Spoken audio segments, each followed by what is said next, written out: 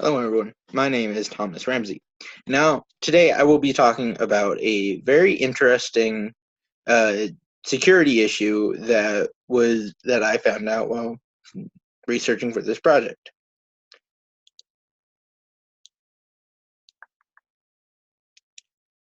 Now, what is the issue I'm talking about? Well, that is how the PlayStation Network for the PS3 was hacked in 2011. It was found out that it was hacked in between April 17th and April 19th. Shortly uh, after the PlayStation Network was hit by anonymous DDoS attacks, which was in retaliation for the one of the jailbreakers for the PS3. Now, this didn't only affect the people that are in Japan, where Sony is based, but people all around the world. People that had PS3s and PlayStation Network accounts. Now, what exactly happened? Well, it was all orchestrated by the hacking group. I'm pretty sure it's called LulzSec, which was the group that was dealing with hacking of the PlayStation Network. You know, they stole user information, like personal information, like usernames, passwords, birthdates, the security questions, and even maybe the credit card details of the people that had a PlayStation Network account. Now, this was a result of the software and the encryption of the data, and kind of human error. I think it was actually like human error, hardware, software, and encryption, but software and encryption are the biggest ones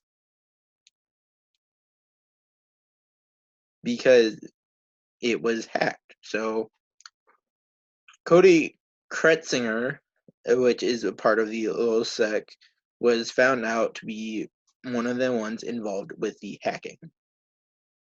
And this was a few years after it being hacked. Now, two possibilities how Cody Kretzinger and the hacking group Lozsec could have ended up hacking the PlayStation Network are that the anonymous DDoS attacks could have exposed certain security issues with the PlayStation Network, which was then sold to LulzSec and maybe other hacking groups, and then they used SQL injection methods to attack the system. The second possibility is that the firmware rebug. Now, firmware rebug is a custom PS3 firmware build. It makes it to where the user is essentially a developer. They have access to the internal development commands. So they can access the internal development of the PlayStation Network, so they can change around all that stuff just from a custom firmware build. That seems like a major security issue if that is existing, which it shows that they could have been hurt by that. Now, the damages. The damages are not all monetary, not all opinion, it's all the same. But the biggest one is that 77 million users' data was exposed. That means 77 million users now had their personal information and login credentials exposed to other people that they aren't giving it to. So that means people could easily take over these people's identities. Who would want that? That, to me, that's just terrifying. Especially since I have a PlayStation Network account. I wouldn't want my data that I have on there to be exposed to other people. Now, not only were the users hurt, the Sony was also hurt. Whenever it first happened, they estimated that the damages would cost around $100 million. Come to find out, it was only around $600,000 in damages. That is still a good chunk of money, but the terror of losing almost $100 million would probably stress a lot of people out. So that incurs mental damage and stuff, stress and anxiety and all, from the people that are trying to figure this out. Aside from monetary issues, the opinion of the consumers probably dropped. I said probably because there's still a lot of people using PlayStation Network and buying the PlayStations and all. But to have a company that was hacked and all your information of people was stolen, some people probably are not going to keep with this company. And also, their network was down for 3 to 4 weeks, and it was being rebuilt. Rebuilt means that it's not just that they were fixing something, they were building it from the bottom up, rebuilding it completely. So that would mean that this has been happening for a while now, that they were experiencing issues with their security from the get-go, which, come to find out, they may have been running a outdated Apache server as their as their main server, and that it had no firewall. Now, the solutions to this: do exactly what the Anonymous did. Attack your own system with the DDoS method. This way, you can tell if there are security issues within your network and within your system. You pretty much act like a hacker yourself and try to get into your system. Also, if there's any firmware that is custom, like Rebug, it needs to be dealt with straight away. Why would you want to keep something like that available to everybody else? Or at least you need to get it to where it is gone or obsolete. Make it to where it cannot access the internal development commands anymore, or make it to where it's completely changed commands.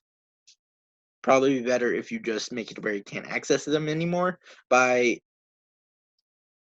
increasing the toughness of the credentials that are needed to access it.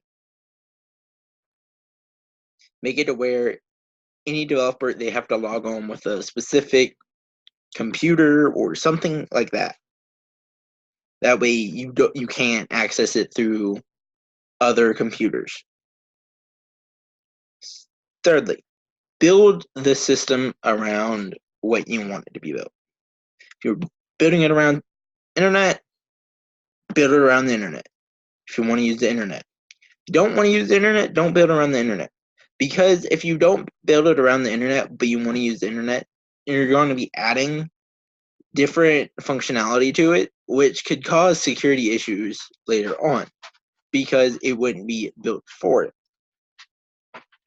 You wouldn't use, say, a pencil sharpener for a pen. That's not going to work. It might get it sharp, but it's not going to do what it's supposed to do properly.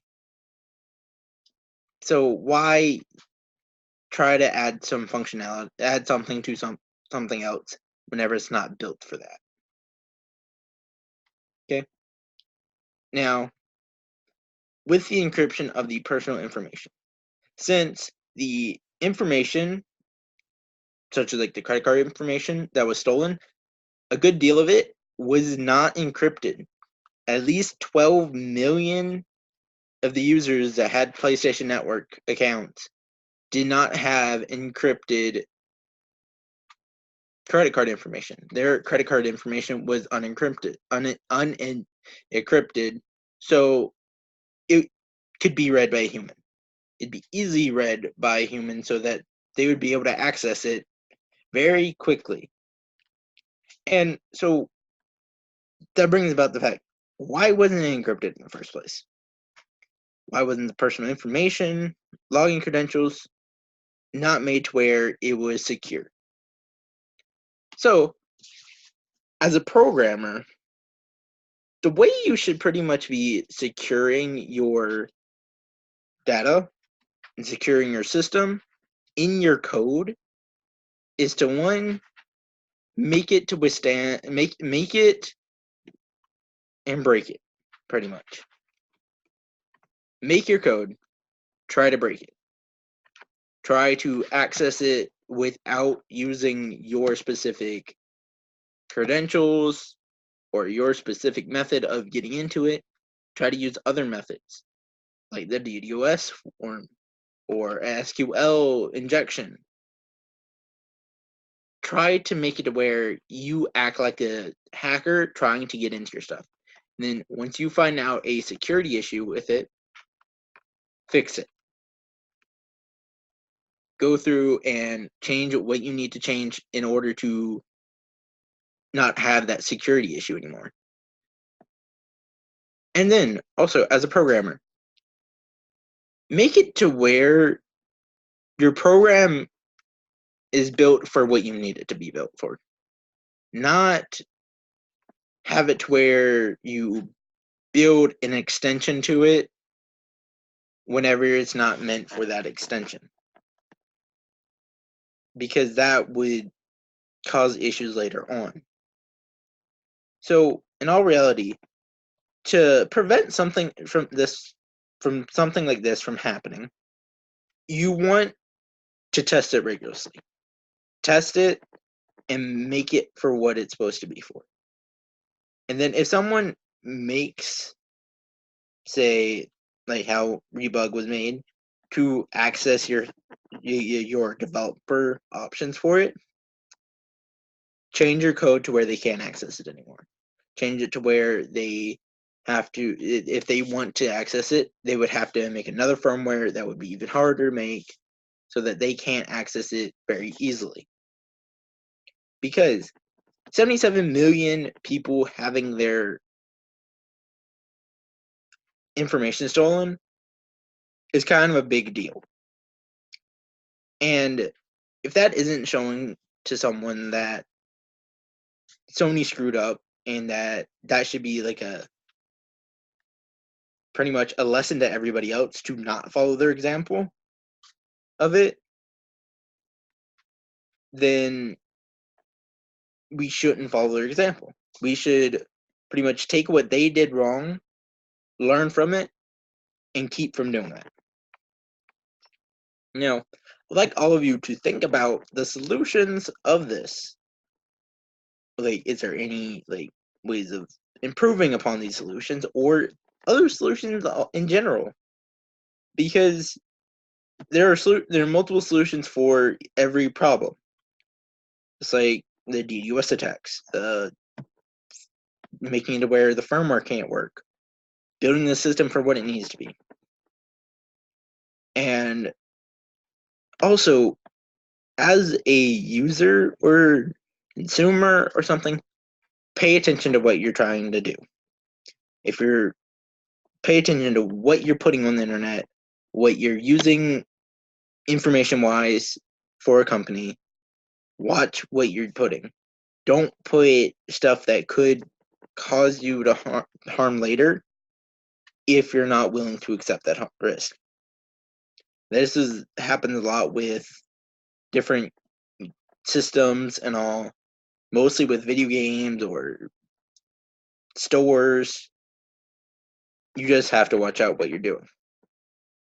And even Sony, after this attack, what they said was keep an eye out on your bank account and your credit cards and make sure you're not being charged for something that you're not paying for.